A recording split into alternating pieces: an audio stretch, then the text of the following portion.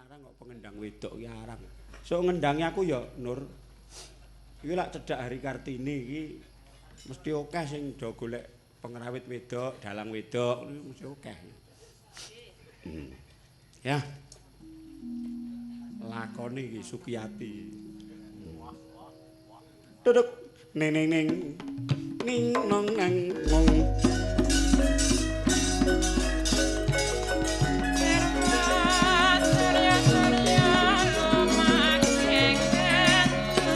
Tung tung pyong tuk tuk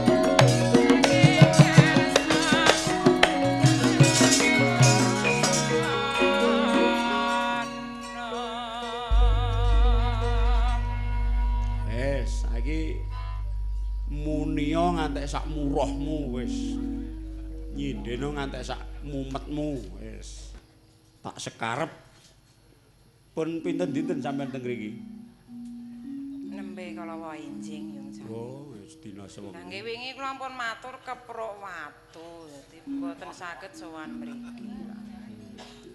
Wah niki jenengan pentas sing mirsani mboten mung piyayi, manuke nonton wayang lho. endi Kok ngerti kancane ning ngarep dalang kok ngerti enek kancane lho. Ngarepe dalang ketok ya enek manuk. Ketoke nggih weruh kancane niku.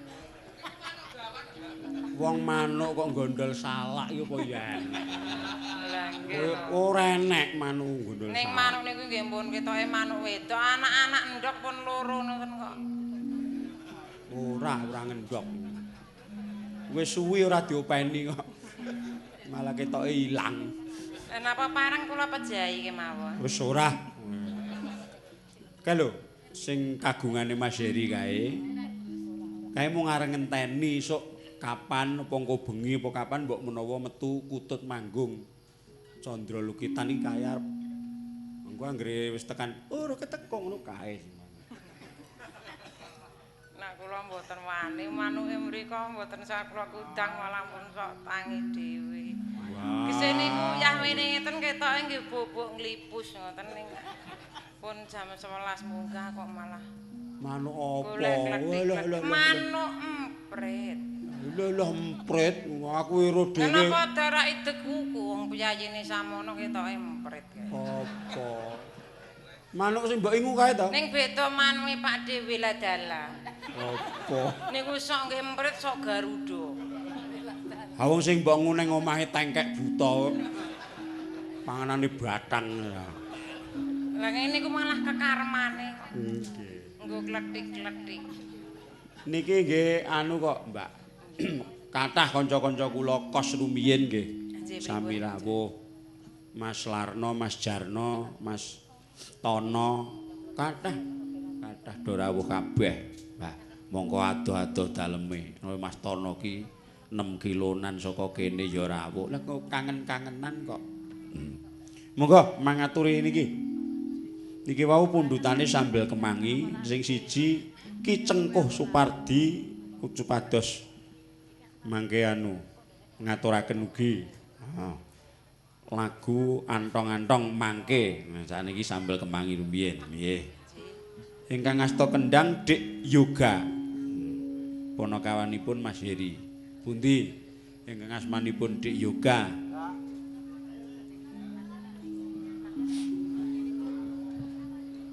alah cilik ger Niku mungkin jenengan mboten maringi kok ya lek kebangetan wong. Bocah sakmono yah mene iki turu kok ya malah golek pangan ya nger. Engko nyuwuna nang ngarepe Pak Dalang nger. aja gelem le Dalang sak kempol kok eman bayar bocah. Wong aku wani bayar lho. 1000. aja gelem ya le kowe dimiske karo mbokmu ya lah niku putrane sinten niku Anak kula niku. oh Pak Sugeng kendang niku Nggih wong kula lair mboten sangupani kula kene mriko dadi pengendang. ya Lah dempe niku mboten enten dase nek enek saiki. Kula guwak temu Pak Sugeng kok dadi bagus mentok ngarepe saiki. ora mung renek ndase sikile bareng renek mbiyen oh nyatu wong lahir kur gembung tok ora Nyatane wau nggih bungkus. Barang lair ya gagah prakoso. Niku pamane wong kula pacar niku. Werkudara niku lho. Pancen ajeng macar sing niku pinter ya wis kadaluwarsa. Niku lak menakke mboke nek laire bungkus niku lak mung saged? mlunus ngaten dadi Dewi Kuntine niku sekeca. Beda karo nek laire buta cakil lha kuwi mboke rekoso. Sing medeni nggih buta rambut geni nika. Lah ngopo? Lah bekakase prangke kobong. Tekan bekakas barang niku. Kese niku lak ajeng medal prangke lewat dalan nang manten sukete jembrung prangke. Wah, wis iki wis Mboten kese niku dalan ngen kula niku mboten sok kula. dalan yang omahmu. Nggih, napa daerah dalane sinten? Du. Ora ngandel wis. Nggih, monggo lagu Bekakas anu sambel wengah. Lambe elek. Wong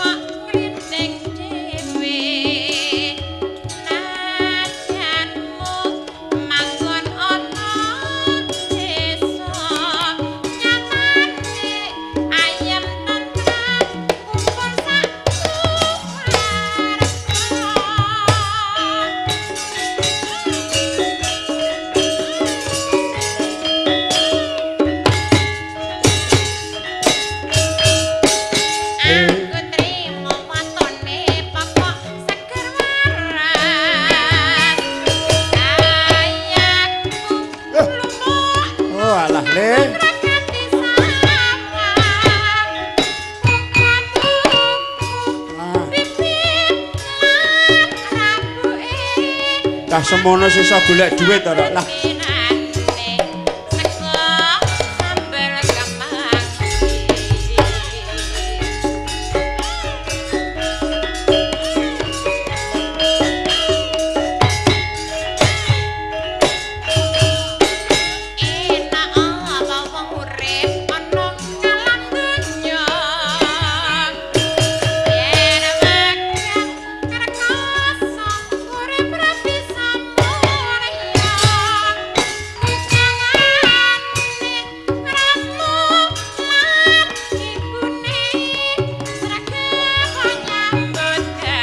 As aja lali Gustine.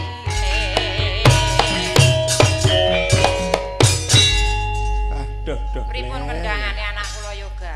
Asmane sapa yoga? Yoga. Iya. Nek kula wani bayar 100, nek jenengan pinten kira? Ora nyangkem wae.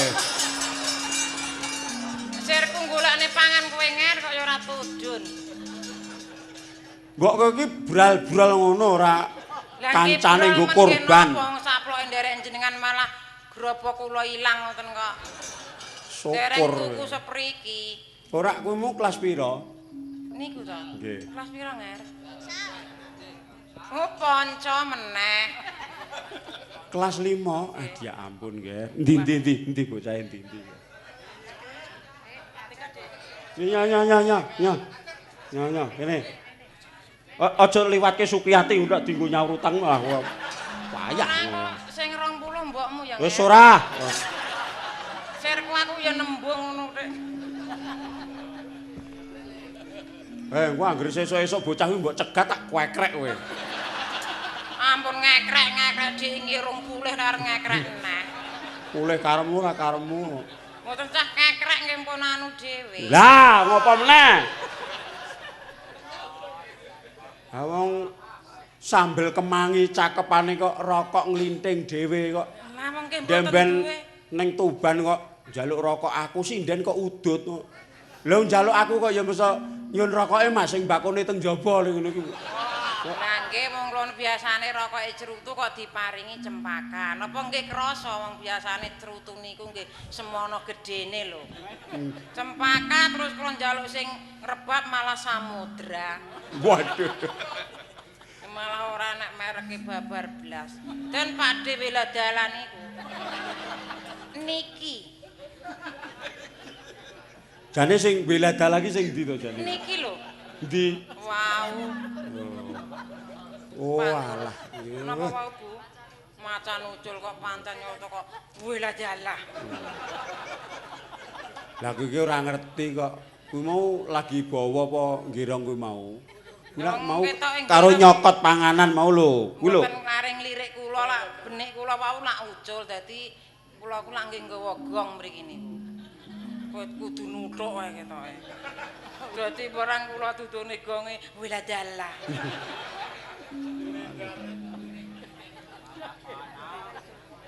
Nah aku ya ora pengen. Mboten pengen nggih mpun kula gani mulih. Wong omah nggih sing mbutune men. Alah wong omah lunga terus nu kok. Lah prangke enten liyane. Wah wis. Gesek niku Wis. sak omah niku mboten mung bojo kula nggih anak enten, kirik nggih enten. Oh karo kirik Rumah barang siji bulane. nggih enten tunggal. Ya syukur nek karo kirik barang. Wah, Jan Sukiyati ya. Iki ndi sing jeneng Ki Cengkuh Supardi? Wah, nak niku Apa? pokoke sak jose. Ngagem jas. Tak kira ya Presiden Obama piye. Jarene rene cuk Juni kok wis teko aku. Tak kira ki malah sing aku kupluk pengendange tengkleng. Sapa mati to? Pakde Cengkuk mriki niki dalang sak kempor pokoke plak-plok jenengan anu mawon. Mboten napa-napa. Sing pundi?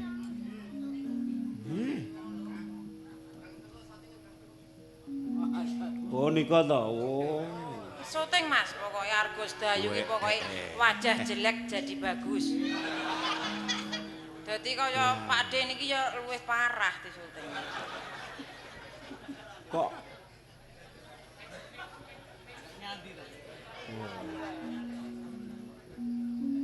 Wah.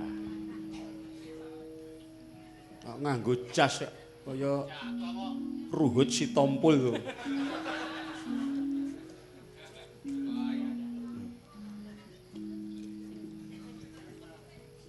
Iki seniman niku. Oh, senes, Pak. Nun? Senes nggih setengah. Oh. Nggih sok ngerti gamelan dituthuk ten moro, ajeng ngemis. Alah, lah Sukiyati niku gamelan agek ditrekne mun doyak kok. Wah, Nggih alih Pak Dalang niki tok selawe nggih 12.500 heding lho. Mosok sampean yo lali sampean njung cangik tukokne gerih maraga kucing ae Mas. Gereh. Setore nggih. Digawa kucing mula sampean ki nek ngaku agama Islam. Nggih pripun? Kuwi nek salat ki sing kusuk. Lah wong ora kok. Aku ki ning njaba jek ning emper. Sukiyati ki bar tuku lawuh gereh. Tumpangke meja mongko le jembreng sajadah ki ning ngisor meja dheke selak luhuran. Lah wong ki nek ora kusuk ya ndelalah. Bareng wis Allahu Akbar ngono ki kucinge munggah meja mak celingkrik ngono lah. Bingung to? Arep gusah mongko wis bacut Allahu Akbar. Nek ora digusah greh iku entek. Nggih, Dik. Bareng ngele ndingkluk rukuk ngono ki dibanterke. Allah. Kucinge lunga meneh mergo wedi lho. Nggih. Lah bareng wis ngene suwi, kucinge bali meneh lho. Sami Allah. Lah wong anu kok nggo gusah kucing. Ora. Lah wong mertandakne wong wedok gemi setiti lang kene iku timbang pan kucing langgo anggur tak banterne le Allahu Akbar. Pak sinten niku wau? Pak Cengkuk. Monggo. Pardianto, Pak. Nggih. Mosok sampean iki kakung kok painem to? Pardianto. Oh, Pardianto. Ning mboten ngangge SH. Kena sarjana seni lho, Pak. Lah napa? Alah biasa mawon tuang macul. TU Pak kerja kula. Wow. Tukang udut. Oh, tukang udut. Udut nek cara mriki, Pak, nek cara Banyumas niku obor-obor congor. Nggih, bener Pak. Niku layange pripun, Pak? Non, Layange niku nyanyi napa nih? layange niki kagem jambi saya nyuwun lagu antong-antong ingkang badhe ngaturaken kadang kula Ki Cengkuh Supardi. Nggih, leres. Bener to? Nggih. Dipun aturaken Mas Mujianto sekeluarga saking Ngadi Mas Joko saking Jakarta, Mas Nano Kalimantan. Nah, wilujeng midhangetaken. Pelok napa slendro Pak niku, Pak? Lah sing ngeruh ya sapa? Oh, berarti pinter kula lho jenengan. Aku ya ora lho slendro ya kenek, pelok ya kenek, pokoke jalan ngono ae.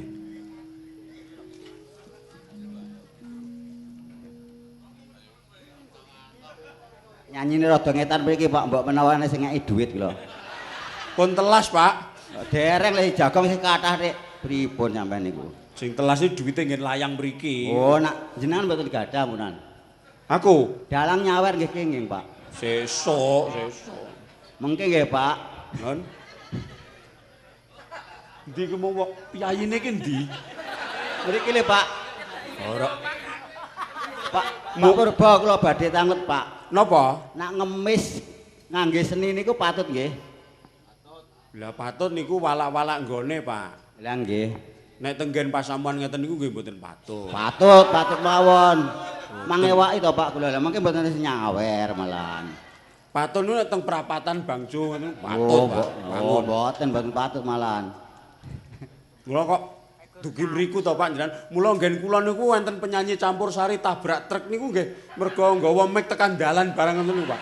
Oh, nak niku mboten niki. Niki lah nyuguh anu niki sing tamu-tamu. Niki pesene Heri. Nggih. Ampun, Pak. Pun. Bukan ana, Kang.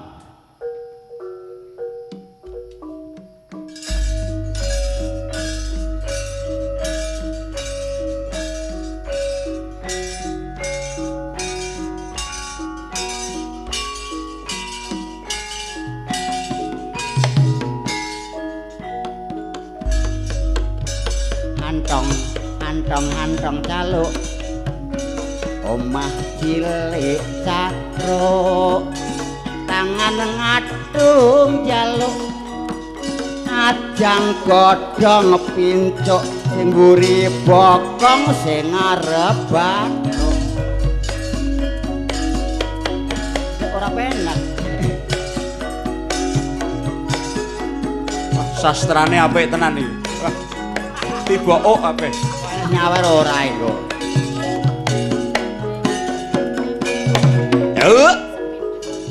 Apa meneh ayo? Dalange Pak Purba. Oh iki, ayo. Nanggap Pak Wareto. Mugi panjang yuswa oleh saking sing kuwasa berkahe wong tuwa-tuwa. Wah, ya amin. Apik nggih, Pak? Apik, ora bayar kok. Jenengan nggih boten nyawer. Blas. Sing apik melih, Pak. Mulih, apa meneh? Oh, mau. Klepak 20, Pak. Yuk. Ana kodhok nek ngisor sepet, Pak. Et iki. Mangkok nggo adah dawet. Nah, wis tekan Sirah endi? iki kok rada mumet. Ana sinden kok mingsat-mingset. Apa kowe ora nganggo iket? Iket lho Pak, iket. Kok munggah iki piye? 20 Pak niki 20. Mbok ikete digawe kathok. Oh, mboten enten. Yuk. Wis entuk pira? Paling enak dadi dalang. Lingguhe sila tumpang. Cekelane wayang tur bayare larang. Esuk tekan ngomah bojone mekangkang. Oh, arep ngopo? Niku wau dalang nggih, Pak. Oh, nggih. Nyawer. Enek anggota dewan. Mriki adoh, Pak. Wah, lagi ku sing melarat malah aku sing sugih kono. Oh, nak kenengan mangkat jam 09.00 salin jujuk tangga terus lungguh neng kloso bayarane 75. Apa tambahi urung kae? 50. Tambah ana to iki mesakne. Oh, tok saweran. King Pak Partono. Aja mbok suwuk-suwuke engko wong sampeyan lho melarat kabeh iku.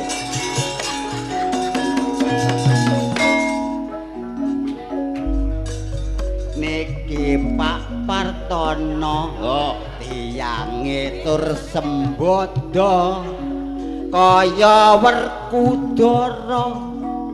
Donya dinggo apa sok nak mati ora digawa lho Pak. Oh nggih. Iki kula Pak niki Pak. Pak, dugi dalan sisan. Oh mriki. Golek sawerane. Niki enten Pak Karman.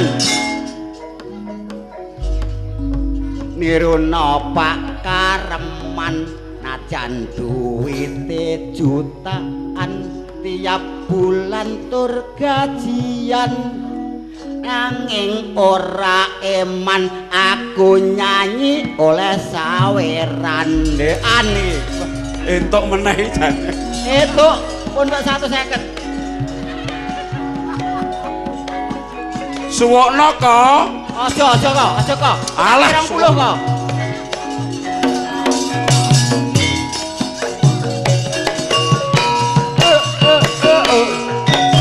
Lah oleh amplop pas suwuk matur nuwun.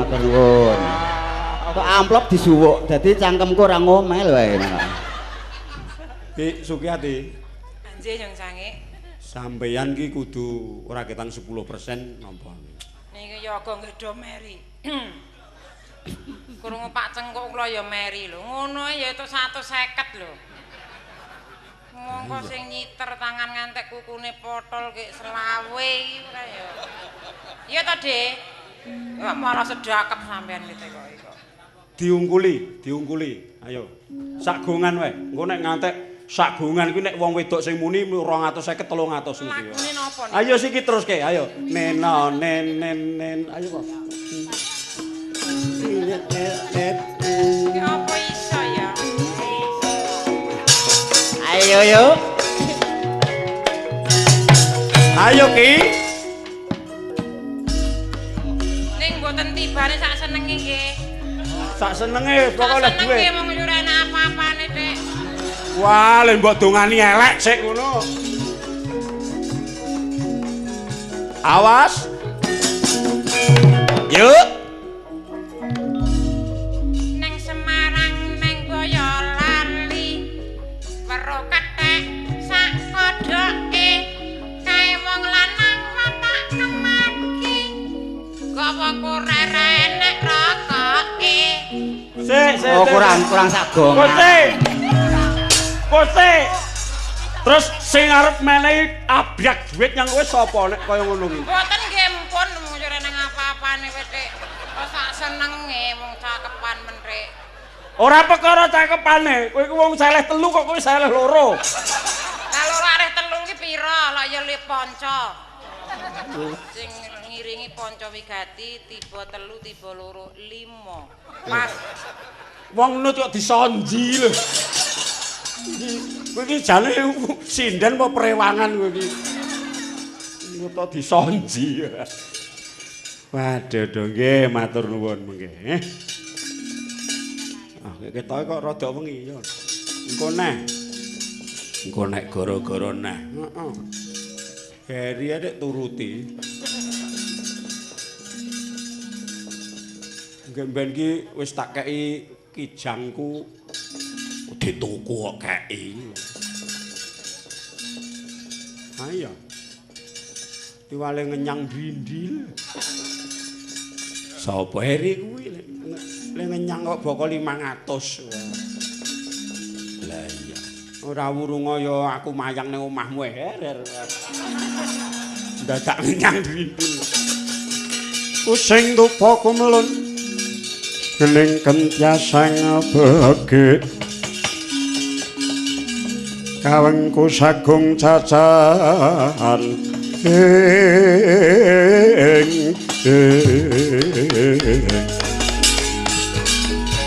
dikro kang polo kuningal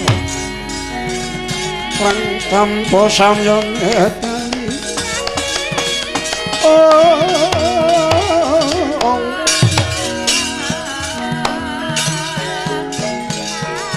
Retet nileping kota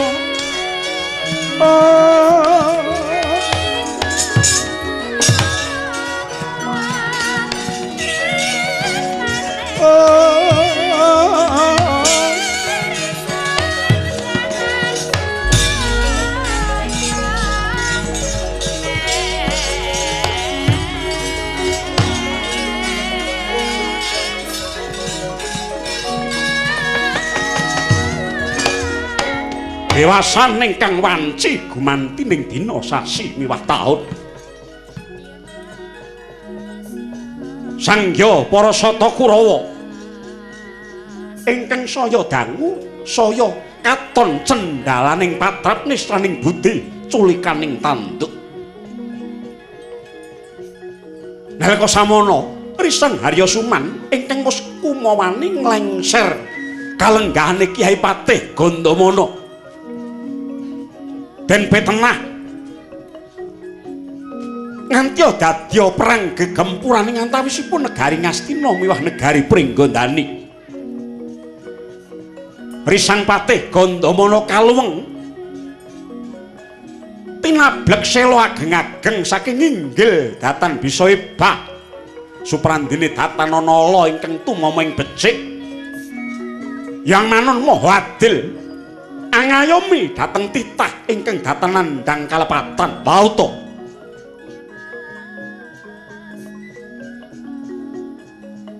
dinadah bubrah budayane nganggo Risang Haryasuman parandene datan mendha kekarepane siang pantaraning Rati Anggung ngupaya 1000 srana murih pejahing sangya para Pandhawa.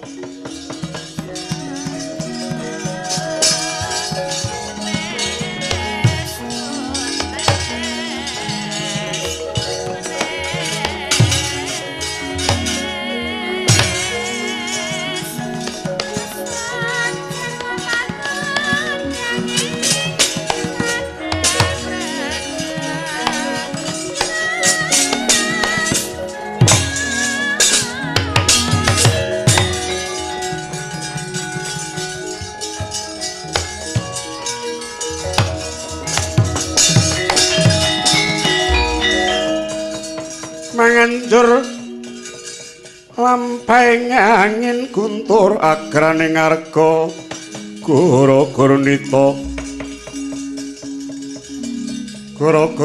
kagiri-giri horeg bumi pragempita mengkata tumenggung Puracana kula wonten pangandika ing ngadhawuh welingku ndek mben kae kudu mbok stitekke tenan aja nganti kawruhan dening sapa wae. Nggih. Wis cetha ta dawuhku mbiyen sampun. Mandi gunemku nggonku matrana ngersaning Kakang Adipati Dastarata. Sak sedane sinuwun Prabu Pandhu negara Ngastina bakal diparo sigar semangka ingkang separo kanggo Pandhawa ingkang separo kanggo Kurawa. Nggih. pirembugan iki mengko bakal diadani ya ana ing pesanggrahan gaweamu ing kitha Pramanakadi. Nggih. Nanging kabeh mau mung samudana akal pertikelku kanggo ngumpulake Pandhawa lan Kurawa. Mula mengko nek wis wanci tengah wengi wancine Pandhawa kepati turu aja lali welingku. Nggih. Apa kira-kira wis ora ana sing mejanani samangsa tempuking gawe? Sampun. Kabeh piranti bale papaning Pandhawa wis mbok gawe supaya gampang kobong. Sampun. Sampun. Malah kula yasa dalem menika saking deling ingkang kula butul ros-rosanipun lajeng kula iseni bubukan Gandarukem. Jerambahipun lulup ing sampun garing kula sebari. Piranti ingkang gampil kobar, payonipun sirap ingkang sampun garing. Kula labur mawi lenga latung lisah jarak lan golo-golo. Kula sawuri mawi bubukan Sendhawa ingkang sedaya kala wau menawi kenging latu sekedhik mawon saged kados sinentak mubal babal kang hakni. Mboten dangu gusis tanpa tilas. Bale palemaning Pandhawa tertamtu kobar. Bagus. Ning papan padunungane Kurawa aja nganti kleru mbok wenehi piranti kaya ngono. Mboten, mboten. Klebu nggonku ya aja mbok wenehi kaya ngono. Mboten. Nek kleru aku melu kobong mudar aku. Mboten, mboten. Bagus. Nek perkara iki mengko lumaku kanthi sakmestine lan Pandhawa bisa teka pati, kowe aja samar. Pangkatmu bakal tak undhake, blanjamu tak tambahi. Anak bojomu jaen. Nek Pandhawa mati syukuran janggrungan 40 dina 40 bengi padha seneng-seneng. Nggih, ngestakaken dawuh. Gandeng kabeh wis siaga nenggo wanci dawuhku. Nek wis ana sisik mlik Pandhawa mlebu bale Palerman lan katone wis kepati nggone turu, mengko kowe bakal tak kabari. Nggih, ngestakaken dawuh Kyai Pati.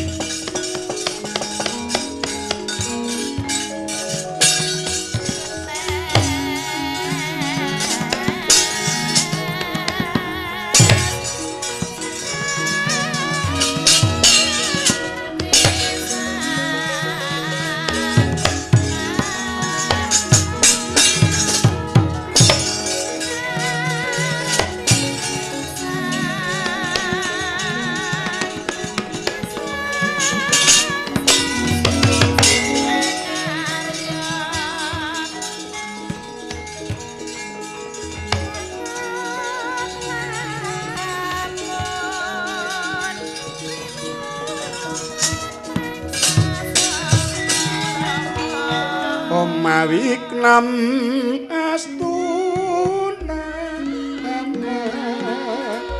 uki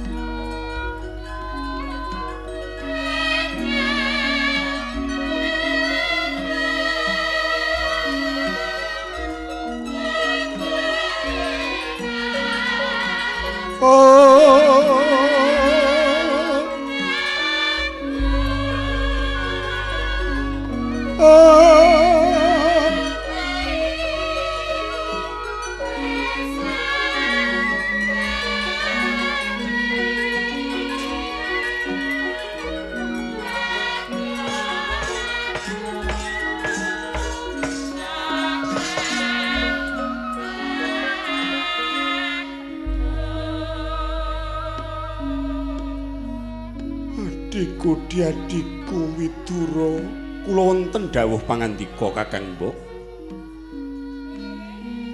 Kabeh para putra-putramu Pandhawa sayektine wis mituh apa ingkang dadi pangandikane Kakang Dipati Ngastina. Nggih Kakang Mbok. Malah kula nderek bingah namung kewala salebetipun mangke suka-suka parisuka Bojana Ngandrawina wonten madyaning bale Pramanakadi kinten kula sampun ngantos pegat ing kawaspadan. Awit watak Jubria cendalaning para Sata Kurawa ingkang pendak-pendak namung tansah ngarah pejahing Pandhawa. Iya, Di. Wah, Paman Widura, apa nggih Bratasena? Kena ngapa? Ingkang kudune Pandhawa nampa sakwutuhe negara Ngastina, sak sedane bapakku Pandhu. Nanging ya gene dina iki mung bakal diparingake sigar semangka. Nadyan to aku ora milik marang bondo tinggalane wong tuaku nanging kena ngapa dene tinetepake mangkono. Nggih. Anane Pandhawa mung tansah mapan ana madyaning penandang ngibarate Pandhawa iku yen sinawang kaya emas kang isih murni. Kudu digembleng, kudu diwangun. Emas ingkang isih wungkul mono bisane dadi giwang utawa anting-anting. Uga gelang iku kudu dadak didandani. Ora ana urip kang tanpa pangorbanan. Muraya nggir ingkang baku luwih becik brangkang ning tekan nggone katimbang mlayu ning pedhot ana dalan. Iya. Nanging ya gene lelakon iki dadak rinembuk ana ing kutha Pramanakati kena ngapa ora ana praja Ngastina wae. Mengko surasa lan karep kang kepiye dene mengkono kersane wong Ngastina. Nggih.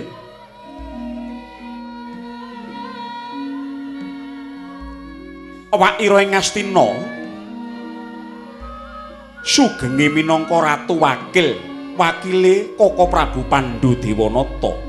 Mongko rina pantaraning wengi mung tansah cecaketan kelawan wong Cendala. Yaiku Patih Sengkuni. Jubria rasanipun paman yen to gegawean iki saka pakartine Haryasuman. Nanging dikepiye wae sira sawijining wong nom kudu bekti menyang wong tuwa. Mung wae mengko sakjroning padha lerem ana ing pamondokan tak jaluk yen to wanci tengah wengi sira kabeh aja padha kepati nggonmu turu. Kabeh padha sawega, sawanci-wanci ana bebaya kang nekani. Sira minangka pangayoming para kadang, sira ingkang sentosa dhewe dada baumu. Ayo mono kabeh para sedulur-sedulurmu ya nggih. Ya ngestokke dawuhmu.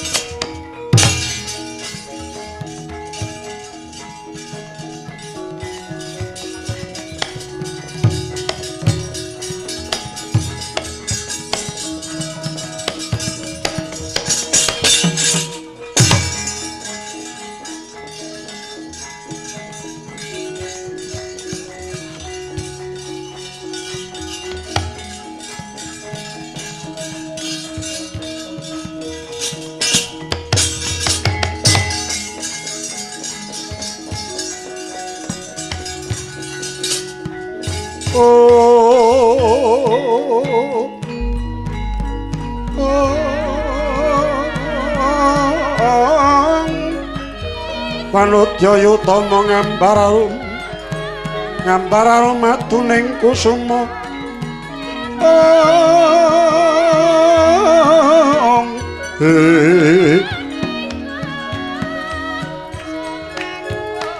Haris wijiling sabda manukara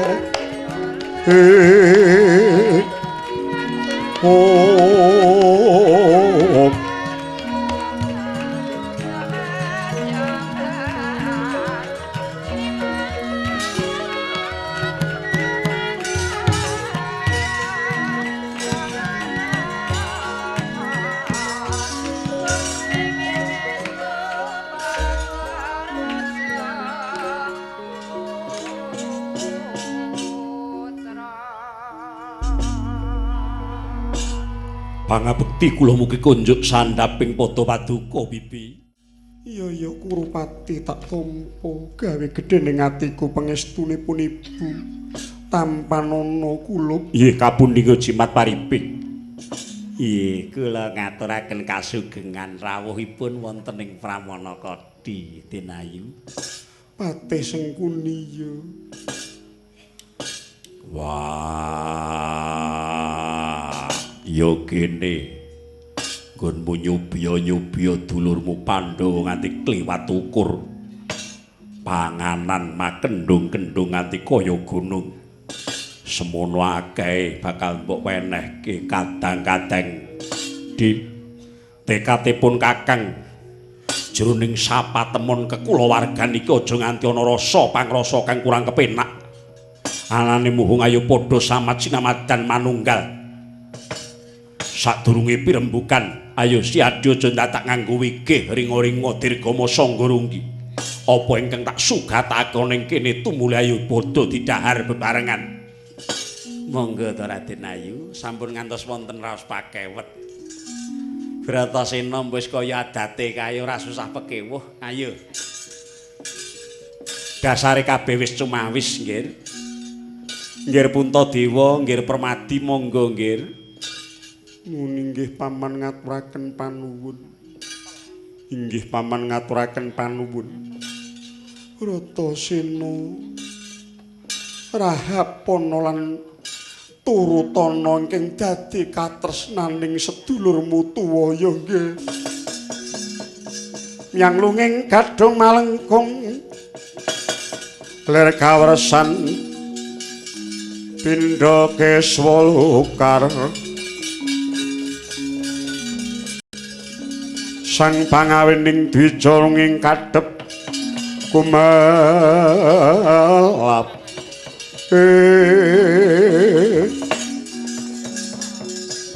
Sigra samya dahar kembul bojana Mangandrawina.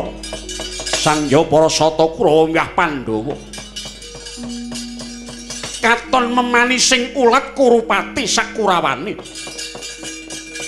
Mangkono uga Kyai Patih Harya Sengkuni wong akal ugil wong pokil. Pandhawa denajak ngunjuk pengunjukan ingkang sinumet murup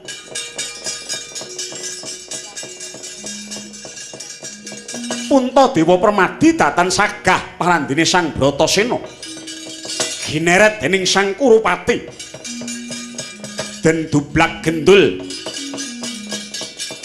ana cecandrane wong unjuk Eka Padmasari Dwi Martani Tri Kawula Busana Catur Wanara Rukem Panca Surapanggah Sadgunawa Eka Sapta Kukilawersa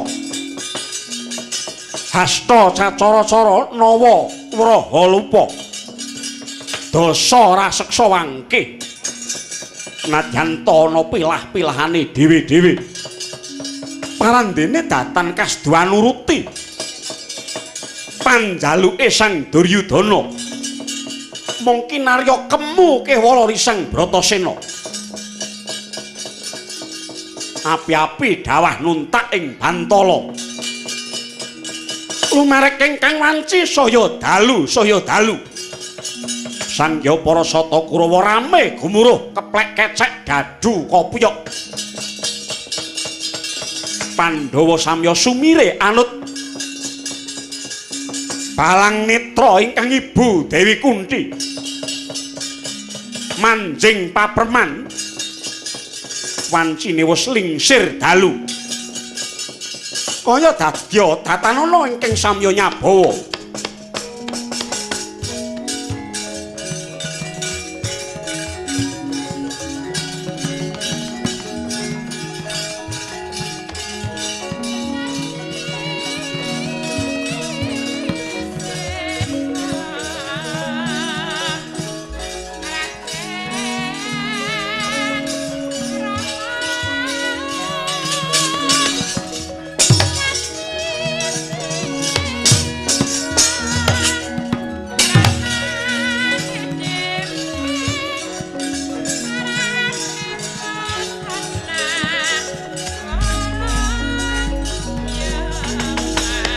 Lah kalah. Usranana sabawane. Ing patengganing Pandhawa. Mundi dawuh Kyai Patih Arya Sumaning kene bakal mundhak pangkat. Akeh Danatriya kekucak saka Sinuhun Ngastina ingkang tak tampa kanggo mulya bojoku lan anak-anakku. Pandhawa sambata wong tuamu. Mung kari sak siliring bawang nyawamu.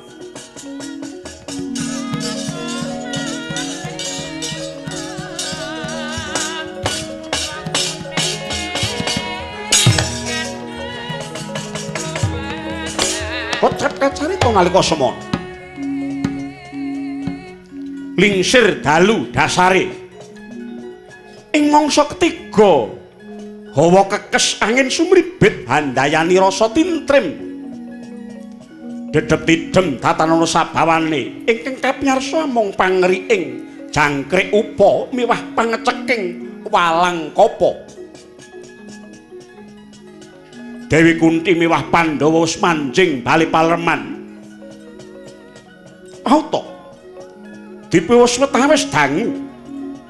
Para Kurawa anginten bilih Pandhawa kepati sare. Sigra siyaga bor ingkang den pandhegani dening wong saka tanah Nisadu nenggih tumenggung Puracana.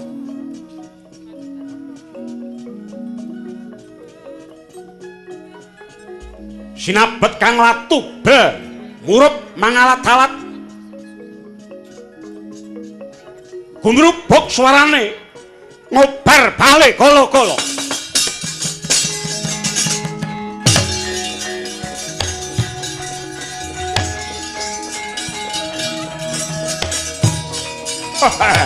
Oke.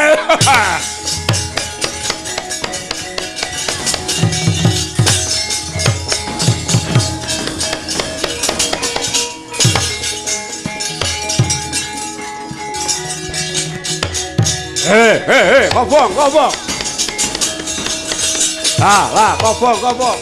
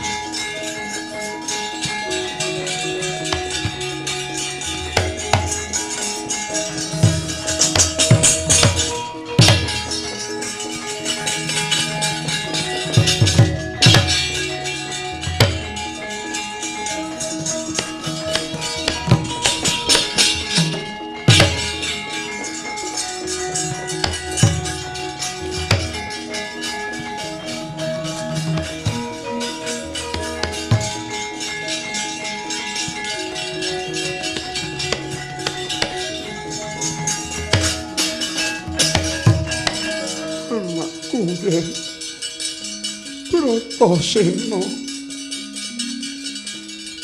yen sira kabutan ibumu tinggalen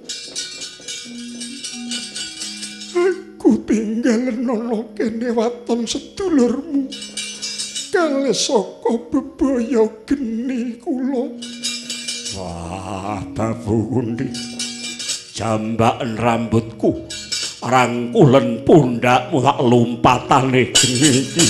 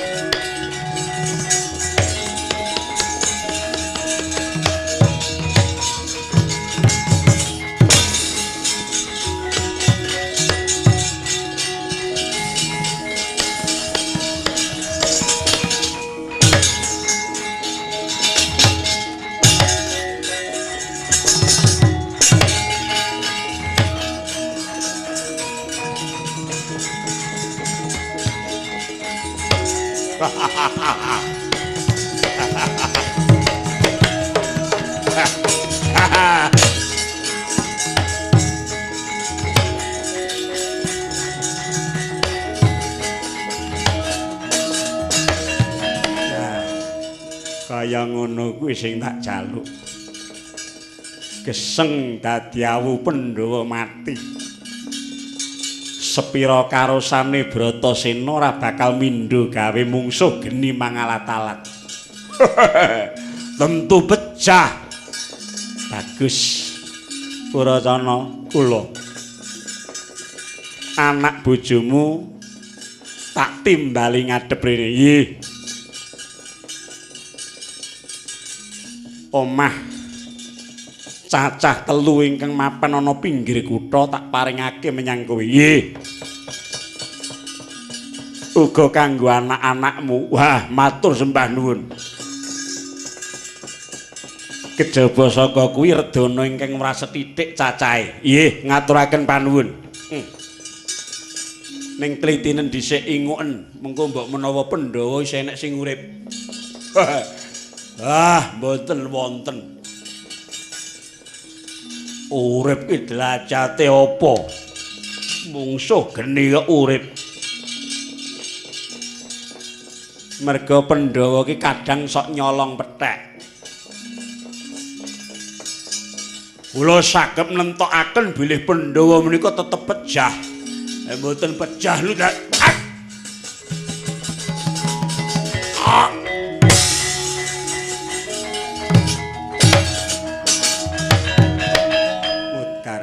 Goblok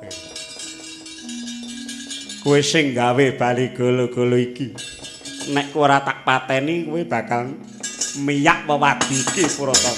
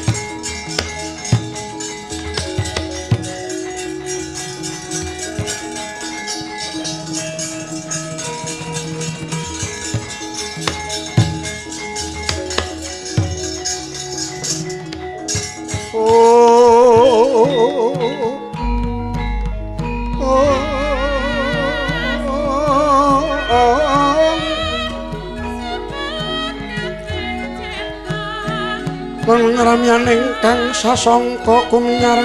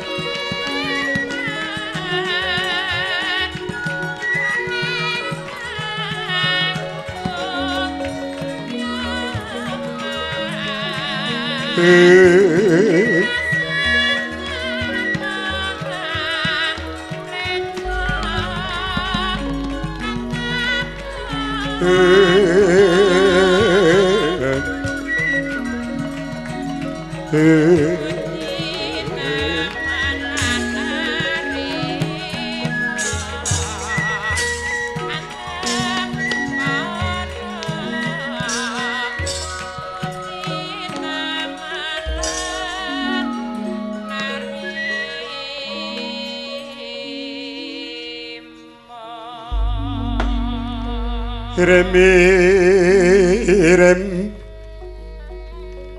ong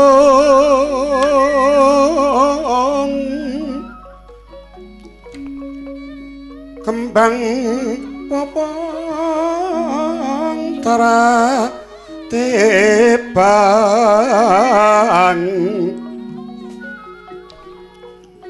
rarayungan long melengkung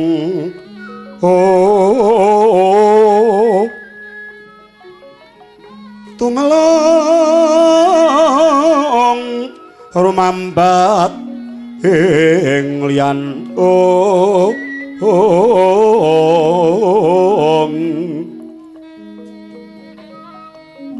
maweh semu kang mawur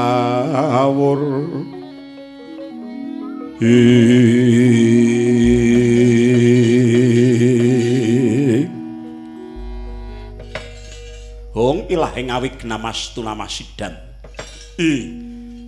Kunti padha winantu Raharja Basuki praptanira aning Sapta Pratala nini. Inggih, pangestu paduka pukulun Sang Hyang Anantaboga. Kula ngaturaken pangabekti mugi kunjuk. Iya nini ulun tampa. Pangabekti kula mugi kunjuk pukulun. Pangabekti kula kunjuk. Wah. Nganti gumun setahun jembleng serendeng. Bareng aku manut laku ning garangan putih ingkang katon ana jroning geni. Jebul anjuk ana ing dasaring pratala. Yen ngono apa kowe dewa sing nyangga bumi iki? Iya ya, Nggir. Para Pandhawa ingkang minulya ing jagat. Raden Puntadewa, Bratasena Permadi, Raden Pinten Tangsen, ulun Sang Hyang Anantaboga, dewa ing sapta bumi. Rohanira iki yogaku sinaga geni. Nggih kula ngaturaken kasugengan rawuhipun. Malah kapara kula nyuwun weca dawuh paduka pukulun dene Kunthi ngantos dumugi mriki mewahan anak kula. Sumurupa Kunthi, sejatine waleh-waleh apa? Ulun ingkang memba warna garangan putih mau. Sayetine mungkin narya panuntun ing laku supaya sira lan anak-anakmu para Pandhawa kalis saka ing bebaya geni. Sumurupa sejatine dumadening lelakon iki merga saka pokali manungsa ingkang ambek culika yaiku Patih Harya Sengkuni. Ingkang dheweke mbudidaya gawe patining anak-anak ira para Pandhawa. Gawe kutha Pramanagadi ingkang ingalan bale golo-golo ingkang saranduning bale mau pancen digawe supaya gampang kobong ing pamrih supaya nyepetake patining anak-anakmu Pandhawa. Bareng ulun muningani tindak patrape Sengkuni kang kaya mengkono mau, ulun budidaya supaya Pandhawa bisa wal saka penandang. Mula ulun memba warna garangan putih. Luksma madyaning Hakni murup mau banjur nuntun lakune si Bratasena nggone gendong para sedulur-sedulure kabeh nganti anjuk ing kayangan sapta bumi kene nini. Aduh ngaturaken panuning kang tanpa upami menawi mekaten. Paduka sampun ngayomi gesang kula sak yoga kula. Ya bejo kemayangan dini. Sira sak anak-anak ira wis prapta ing kene. Samengko padha lerma sawetara mapan ana ing sapta bumi kene, ya Nggir. Lan aku nepungake kelawan anakku wadon sinaga gini. Romo. Sareng kula sumerep citranipun Raden Bratasena jebles kaliyan ingkang mapan wonten ing pangimpen. Mboten siwah sarambut. Romo. Kula sampun matur wiwit kala wingi dhateng Paduka Rama Pukulun. Senadyan teng donya menika mboten wonten upaminipun nanging kula kelajeng tuwuh raos tresna kula dhateng wewayangan ingkang wonten salebeting pasupenan. Nanging jebul ingkang nami Raden Bratasena menika saestu wonten. Mila Rama, tamu menika sampun ngantos dipun dawuhi lajeng kondur jengkar supados para tamu menika krasan lenggah wonten ing sapta bumi ngantos dangu nggih Bapak. Anakku nggih, anakku Nagagini. Ya. Bratasena, ana apa? Iki anakku sing jenenge Nagagini kepengin nggulang tepung Angladiwana kelawan jeneng para hulup.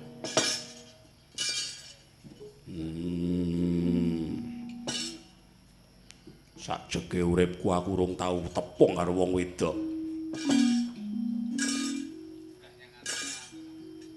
Raden, dipun tepangaken nami kula Nagagini Raden. Kula Nagagini lho Raden. Tobat. Aku Bratasena. Wis le nyekel do suwe-suwe. Ono piyayi kok bongol dosane kaya ngono. Tobat. Rama, kula mboten kiyat dulu ana piyayi kok gagahe kaya ngono. Jenggureng polatane ning respateni. Tobat. Popo. Ulune ngendodo diwut-diwut. Popo, kula ketunungan raos kasmaran. Nini wong wadon mono nggoning wewadi tegese wanita mono uga kudu waluh ing tata lan kudu wani ditata sing nata uga kudu kakung kang kena dipercaya tanceping sih rasa tresna mlethik saka tukuling ati kang suci aja nganti kaperbawan dening gelaling lahir nanging kudu mrentel lan tuwuh sumbere saka tuking ati kang suci. Inggih.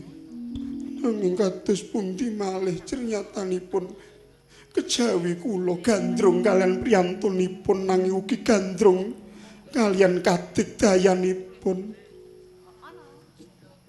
Ing atasipun acares manjing hakni murub teka mboten saged dumugi ning pralaya Bapak. Minta pingeng raos kula menawi kula saged cecaketan kalian priyantun menika. Nagagini. Ngene yo. Aku tak kandha. Yen katresnan mono lereke mengko bakal dadi bebrayan yen nganti omah-omah. Mongko sing jeneng priya yen wis mangsluk rabi nek wis rabi para bijaksana ing jaman kuna rabi ku diarani jaya tegese yen wis bisa nurunake anak iku ngulur lajering luhur mula sinebut putra krana anak iku dadi pangentasing leluhur saka kasang sayaning neraka. Nggih semanten ugi kula minangka tiyang estri menawi saged tinampi kula saged sinebat dados semah tegesipun benjangipun kula saged prigel anggen kula nyepeng bale peman ugi kula saguh dados garwa inggih menika sigaraning nyawa lan kula sagah dados tetimbangan menawi tresnanipun dhateng kakungipun kados dene dhateng badan kula piyambak winastan saged dados jodho menawi benjangipun kula tansah badhe setya tuhu dhateng guru laki kula inggih menika Raden Bratasena Bapa. Lah dalah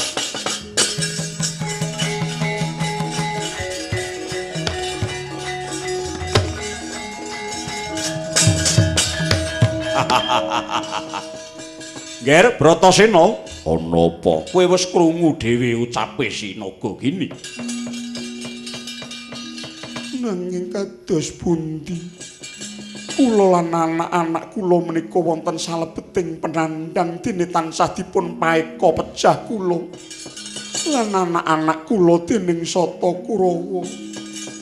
Teka paduka pukulun kepareng badhe paring nugraha atmaja paduka pun Naga Gini dhateng kaki Bratasena pukulun.